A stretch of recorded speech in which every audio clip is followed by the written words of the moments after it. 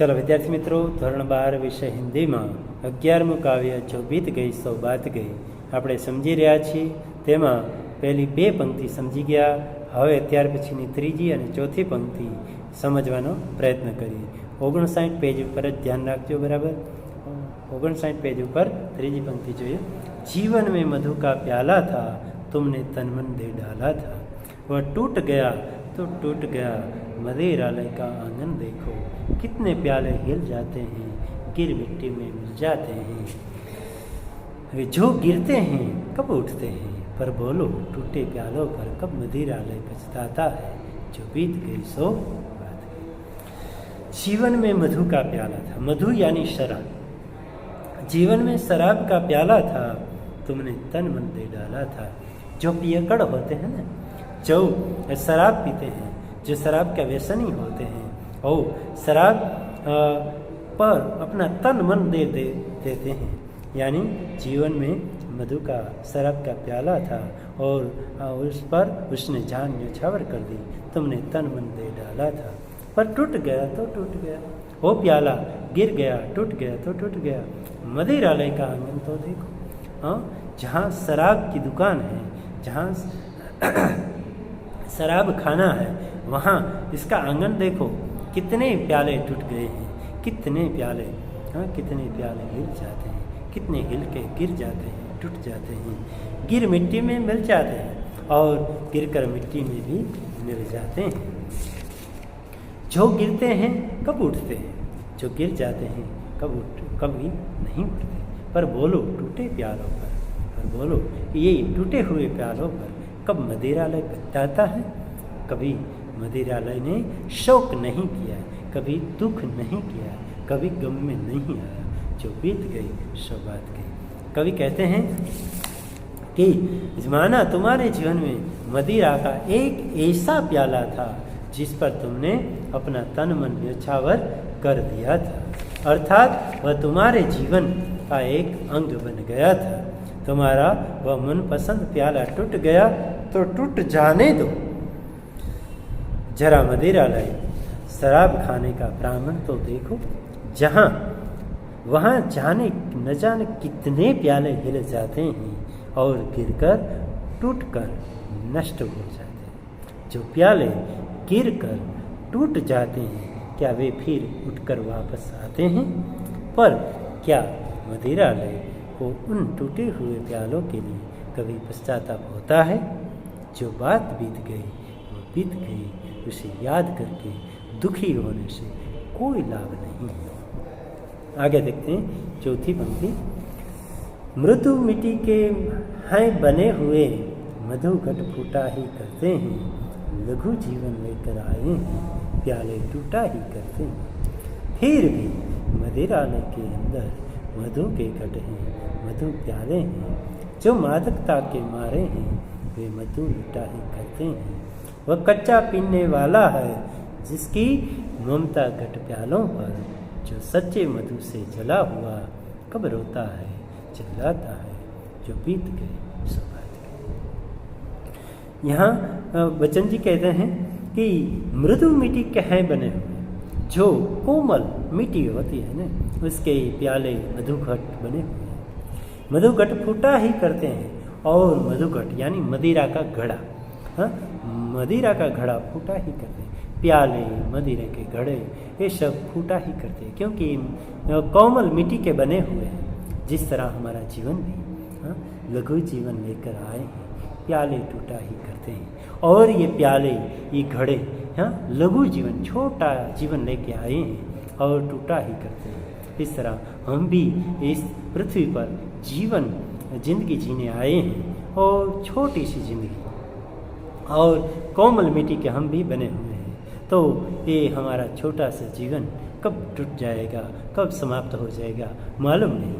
तो प्याले टूटा ही करते हैं. ऐसे मनुष्य का जन्म होता है, वैसे मृत्यु भी होती है. फिर भी मदिरालय के अंदर मधु के घट है, मधु प्याले हैं. और मदिरालय के अंदर मधु के घट, मधु के प्याले हैं. इस तरह पृथ्वी पर भी जन्म है, मरण है, मृत्यु है. मदिरालय के अंदर मधु है के घट है, मधु प्याले हैं. जो मादकता के मारे हैं, वे मधु लूटा ही करते हैं।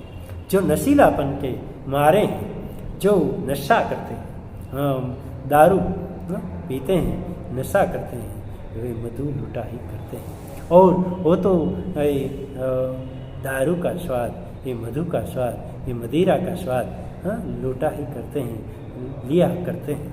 वह कच्चा पीने वाला है जिसकी ममता घट प्यालों पर। और जो कच्चा पीने वाला होता है, कच्चा यानी जो नया नया पीने आया हो, व्यसन की शुरुआत करने वाला हो, जो कच्चा पीने वाला है जिसकी ममता घट प्यालों पर, उसको ममता है, उसको स्नेह है, उसको प्रेम है, किस पर? घट पर, प्यालों पर, कि मेरा घड़ा फूट गया, मेरा प्याला टूट गया।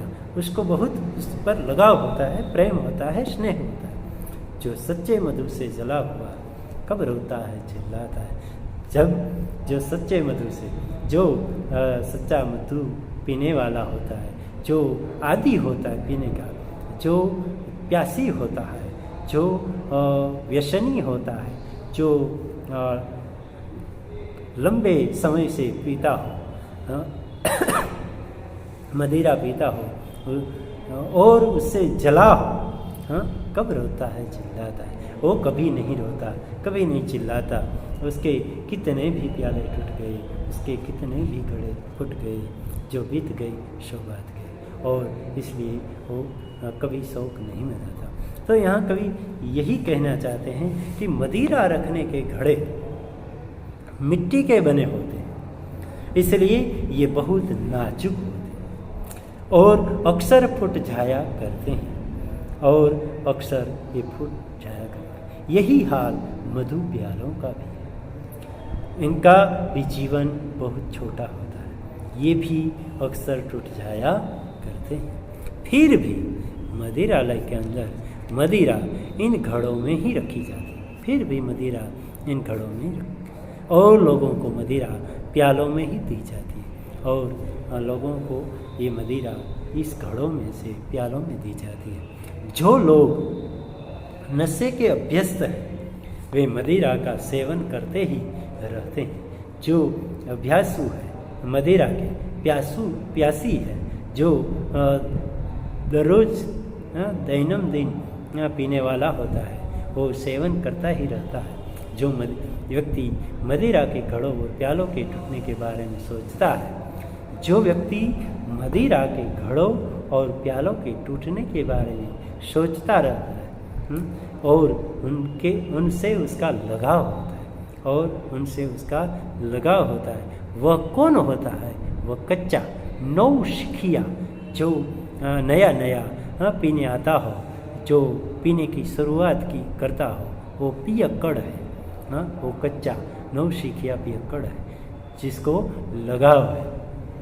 जो सच्चे अर्थों में मदिरा का सेवन करने वाला होता है, जो बहुत प्यासी है, सच्चे अर्थों में मदिरा का सेवन करता है, वो मदिरा के घड़ों और प्यालों के टूटने पर रोता चिल्लाता नहीं है। जो बात बीत गई वो बीत गई, हमेशा के लिए समाप्त हो गई। जो बात बीत गई वो हमेशा के लिए समाप्त हो गए। इससे हमें ये सीख मिलती है कि कभी अपने ही घर में गम का, दुख का कोई प्रसंग आ जाए, और मेरे कोई स्वजन यहाँ से पृथ्वी पर से विदा ले जाए, तो उसके बारे में सोच सोच के हमें शोक नहीं मनाना चाहिए और दुखी नहीं होना चाहिए, गम में नहीं आना चाहिए, क्योंकि यही दुख, यही गम हमको कहीं और ले जाता है। इसलिए इसको भूलना ही अच्छा है। इसलिए कवि कहते हैं कि जो बात बीत गई सो बीत गई, जो बात चली गई वो हमेशा के लिए समाप्त हो गई, और इसके बारे में सोच के हमें कभी दुखी नहीं होना चाहिए। इस तरह बहुत अच्छा ये बच्चन जी ने हमें काव्य दिया, और हमें इसका अच्छी तरह से अभ्यास किया, और आप भी जीवन में अच्छी तरह से इसको जीवन में उतारिए, और आगे अभ्यास के लिए भी तैयारी कीजिए। धन्यवाद। और छात्रगण इसके जो प्रश्न जवाब है वो आपकी प्रश्नोत्तरी बुक में देख लीजिए।